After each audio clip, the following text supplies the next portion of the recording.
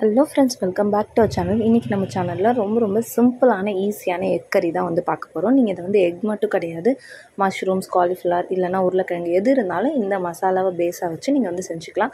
Egg and PRAN வந்து இதுக்கு ரொம்பவே வந்து ஆப்டாக இருக்கும். கண்டிப்பாக இந்த மாதிரி ஒரு தடவை வந்து செஞ்சு பாருங்கள். இது ரொம்ப சிம்பிளான ரெசிபி தான். இந்த கிரேவி எப்படி செய்யலாம்னு இந்த வீடியோவில் பார்த்துடலாம் வாங்க. ஃபர்ஸ்ட் இந்த கிரேவிக்கு ஒரு வானல் எடுத்துக்கோங்க. அதில் 2லேருந்து 3 ஸ்பூன் எண்ணெய் வந்து விட்டுக்கோங்க. எண்ணெய் கொஞ்சம் அதிகமாக இருந்தால் இந்த கிரேவி வந்து இன்னுமே நல்லாயிருக்கும்.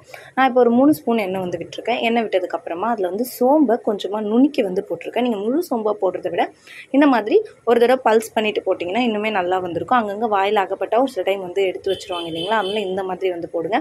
இப்போ நம்ம அரைச்ச விழுதை சேர்த்துக்கலாம். அரைச்ச விழுது என்னன்றதை நான் பின்னாடி வந்து சொல்கிறேன். இப்போ இந்த அரைச்ச விழுதில் குழம்பு மிளகாய் தூள் தான் போடணும், தனி மிளகாய் தூள் வந்து போடாதீங்க. குழம்பு மிளகாய் தூள் போட்டுட்டு இந்த கிரேவிக்கு தேவையான உப்பு வந்து சேர்த்துடலாம். சேர்த்துட்டு நல்லா அந்த எண்ணெய் பிரிஞ்சு வர அளவுக்கு அதை வந்து கொதிக்க விட போகிறோம். இப்போ நீங்கள் பார்த்தீங்கன்னா தெரியும், நம்மளோட கிரேவி ஒரு மாதிரி க்ரீனிஷ் கலரில் இருக்குது இல்லைங்களா. நல்லா எண்ணெய் பிரிஞ்சு வரப்போ ஒரு மாதிரி அந்த மிளகாய் தூள் கலருக்கு வந்து அது சேஞ்ச் ஆகிருக்கும். அந்த அளவுக்கு நீங்கள் வந்து கொதிக்க விடணும். ஒரு 5 to 7 minutes ஒரு மீடியம் ஃப்ளேமில் வச்சு மூடி வச்சிட்டிங்கன்னா உங்களோட கிரேவி அந்தளவுக்கு நல்லா வந்து குக் ஆகிடும்.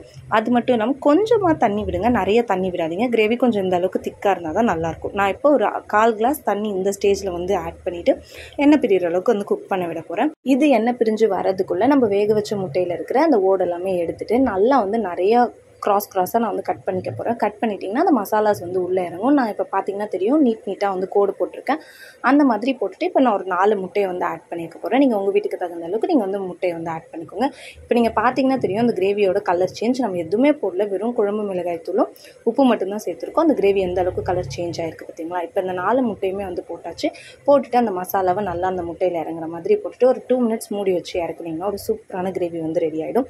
இப்போ அந்த மசாலா என்னன்றதை வந்து பார்த்துக்கலாம். ஒரு மிக்சர் ஜார் எடுத்துக்கோங்க. அதில் கைப்பிடி நிறையா வந்து புதினா இலை எடுத்துக்கோங்க. அடுத்தது ஒரு 2 வெங்காயம் நல்லா நீல வாக்கில் கட் பண்ணி சேர்த்துக்கோங்க. இஞ்சி பூண்டு பேஸ்ட் இல்லைனா இஞ்சி பூண்டாவே வந்து சேர்த்துக்கிட்டு தக்காளி இது எல்லாத்தையுமே அரைச்சது தான் அந்த விழுது.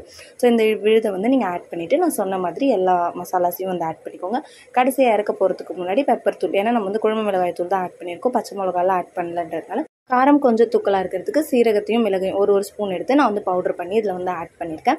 உங்களுக்கு ஒரு வேளை அந்த புதினா ஆட் பண்ணதுனால கொஞ்சம் இனிப்பாவோ இல்லை புளிப்பு இருக்கிற மாதிரி தெரிஞ்சிச்சுன்னா ஒரு 1/4 ஸ்பூன் வந்து இந்த ஸ்டேஜில் சுகர் வந்து ஆட் பண்ணி இறக்கிட்டிங்கன்னா பேலன்ஸ் ஆகிடும். கண்டிப்பாக இந்த வீடியோ யூஸ்ஃபுல்லாக இருந்திருக்கும்னு நினைக்கிறேன். தேங்க்யூ.